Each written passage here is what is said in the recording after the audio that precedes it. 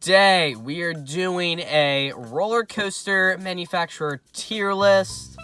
So, we will be putting all of the roller coaster manufacturers into this tier list. And before we start, thanks to this guy who made it, Freddie the Pebble Johnson, for making the tier list. But these are the tiers we got. Superior being top tier, good being good, just mid being middle of the road, not great being not very enjoyable roller coasters, and should die meaning that they should not build rides anymore. And haven't been on is any roller coaster manufacturer that I personally have not been on. But the first one on the list, Aerodynamics. Well, the company's already dead, but I would put it in not great. I know this might, be, a little disrespectful, but the rides aren't standing the test of time. A lot of their old loopers just aren't very comfortable now, and they're getting rough. The inversions aren't fun. And don't get me wrong, they have a couple gems that are still really good. I think Magnum is probably up there, X2, Gemini, or something that I really enjoy. Well, haven't been on X2, but I probably would enjoy it. It's just not standing the test of time and can't go up against any of these other manufacturers. But, hey, thanks for being a pioneer, though.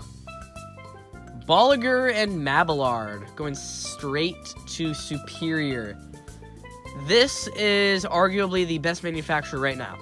I know, a lot of people are well, no, RMC is, or Intamin, but you know they're up there. And they create some of the most reliable and most enjoyable rides in the game. When a park wants a smooth, enjoyable ride that can eat up a lot of people, have a very high capacity, they don't go to RMC or Intamin. They go to Bolliger and Mabillard because they know that they will always provide a top-tier ride, even though they might not be as good as the top tier of a RMC or Intamin coaster. You know that it will be reliable, it will be open, and it will be comfortable. So, just being that reliable of a company puts it so high. Alright, first one I haven't been on, Chance Rides. They don't make a lot of rides, but I've heard from some people that the ones that they have made are pretty good. I know the one at Kentucky Kingdom is pretty solid. It's got airtime, smooth, but just haven't been on any of the rides. GCI is going to go in good. Probably the best coaster manufacturer in the game right now. It's either them or Gravity Group, but they will always make a good roller coaster that is always, just good. They don't have many duds in their catalog, but they don't have many, very superior wooden coasters. That's why some people might say that Gravity Group is better, because their top-tier rides are probably better, but you can always count on GCI for making a good coaster. Alright, Gerstlauer, another one that I haven't been on. I do want to ride a Gerstlauer, though. I think that the Beyond Vertical Drop can be really cool, and if I ever take a trip to, New Jersey, Pennsylvania, New York area, then I will definitely get on a TMNT Shellraiser. But the steep drops and the huge inversions that come with some of their rides, definitely put them up there for amusement ride manufacturers that I want to be on. Giovanola, another one, haven't been on. This company only has 3 coasters in the world, and the closest one to me is in Texas, which is not very close. But I've heard that these rides are very mid. They got no airtime. They're just they're smooth and they're big, but they have nothing else about them. Next up is Gravity Group, but it's the 4th one in a row that I haven't been on. I do really want to be on one of these coasters because they all look great. Even the family wooden coasters look to be a good time, and they're extreme coasters like the Hades 360. Even though that one is rough, looks to have an amazing layout.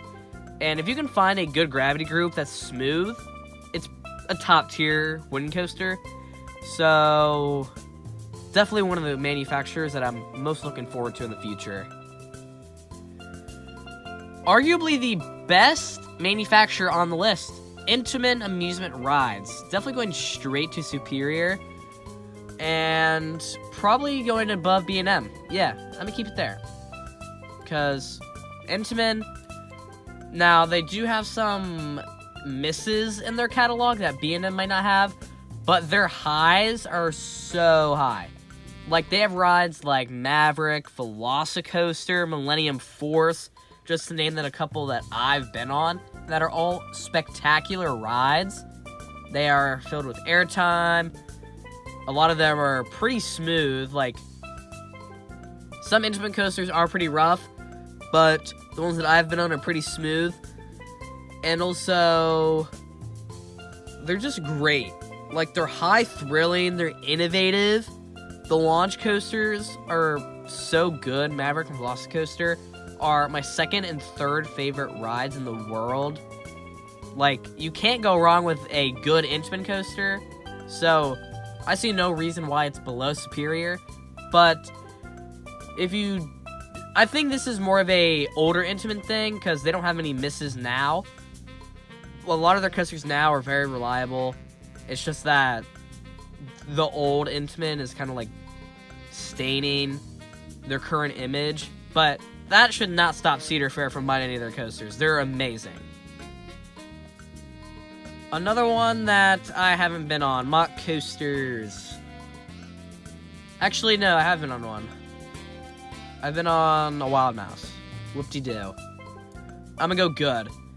Now, this might be projecting just a little bit, because out of the one Mack that I've been on being a Wild Mouse, not very good, because it's a Wild Mouse.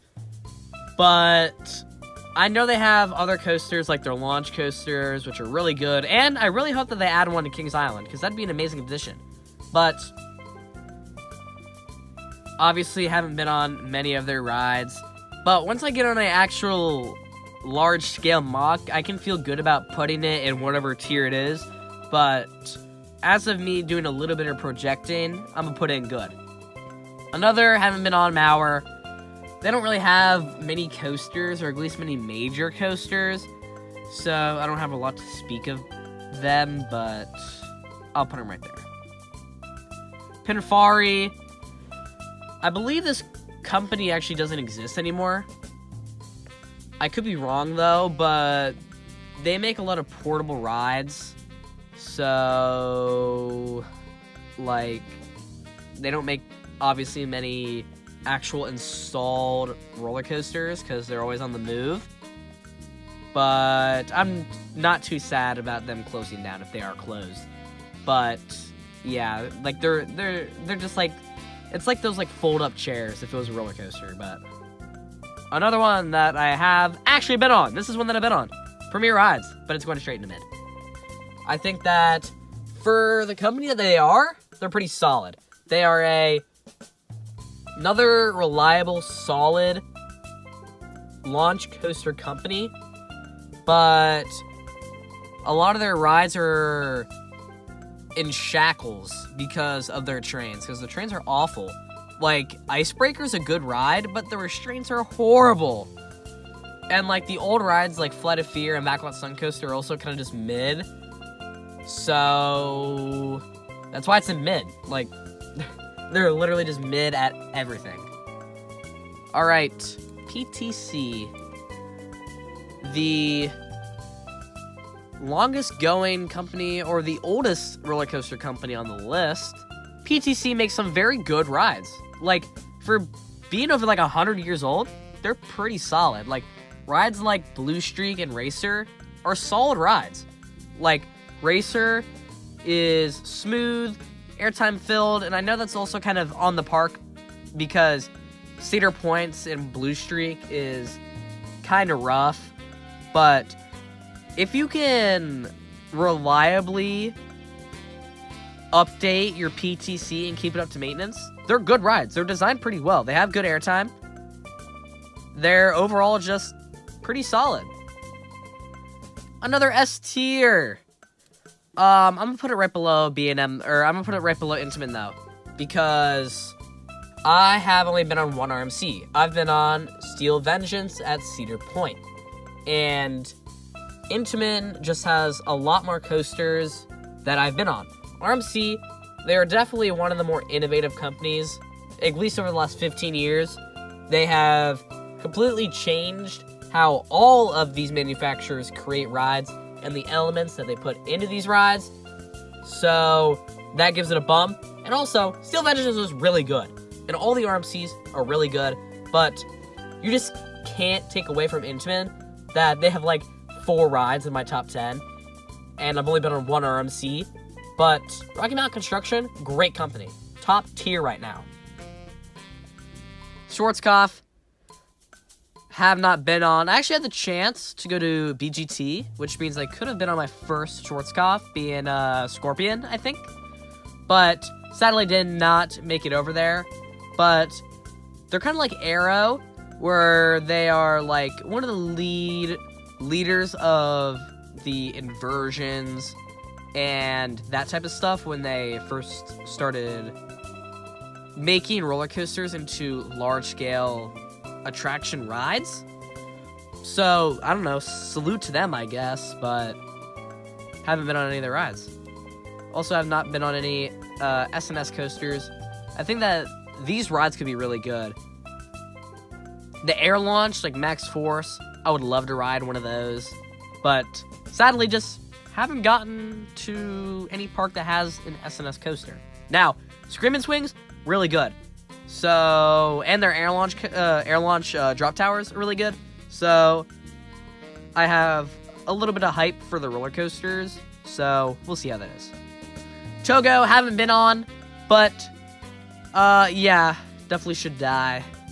I've heard not very good things about their coasters, especially the ones in the United States. The ones in the United States or the ones that were in the United States were bad. And the one that's still in the U.S. isn't very good. I know their Asian projects are much better, but I ain't been in Asia yet. So, they're there.